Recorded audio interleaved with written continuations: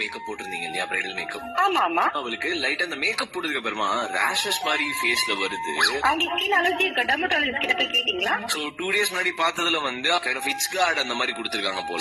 அது இன்னும் அரிப்பெடுக்க ஆரம்பிக்குமே. ஆக்சுவலா அன்னைக்கு கல்யாணத்தன்னைக்கு லிட்டரலா சொல்லணும்னா அவ வந்து கீர்த்தி சுரேஷ் மாதிரி இருந்தா. இப்போ பார்த்தா கூல் சுரேஷ் மாதிரி இருக்கா.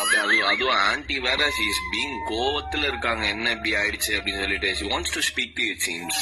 அதுல இருக்கு. ஹலோ சொல்லுங்க ஆன்டி.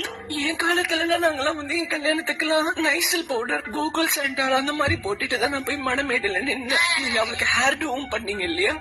அன்னையில இருந்து மாப்பிள்ள ஒரே கம்ப்ளைண்ட், என் தலை ஃபுல்லா இப்ப பேனா இருக்குது ஆண்டி, இவகிட்ட இருந்துதான் எனக்கு வந்திருக்குது அப்படின்னு. அப்படி சின்ன வயசுல என் பொண்ணுக்கு வந்து மீரா ஷாம்பு போட்டுதான் குளிக்க வைப்பேன், சாம்பிராணி காட்டி. அப்ப எல்லாம் அவளுக்கு அந்த பிரச்சனையே இல்லையேமா.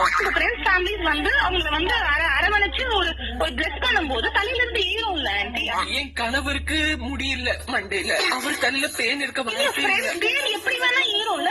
பேனா குரங்கா மாதிரி ஏறும் இறங்குன்றீங்க, நீங்க என்னென்னமோ பேசுறீங்கம்மா. பண்றதுக்கு முன்னாடி ஒரு பிம்பிள் அது யார் கணக்குல வரும் எனக்கு புரியல. அதுக்கு இருந்தது, அது வந்து அக்ரிவேட் ஆயிருக்கல. அதுக்கு முன்னாடி ஒரு நாள் வந்தது அவங்களுக்கு பிம்பிள். அவ பிம்பிள் அவளுக்கு சின்ன வயசுல இருந்திருக்கும் கண்டிப்பா. யாராவது அவளை சைட் அடிச்சிருக்கலாம். பேசணுங்கிறதுக்காக பேசாதீங்க ஓகேங்களா? பேசணுங்கிறதுக்காக பேசுறதுதான் என் தொழில. ஏன் தெரியுமா, உங்ககிட்ட பேசுறது RJ Deepak. Oh my God, அப்ப அழுது யாரு?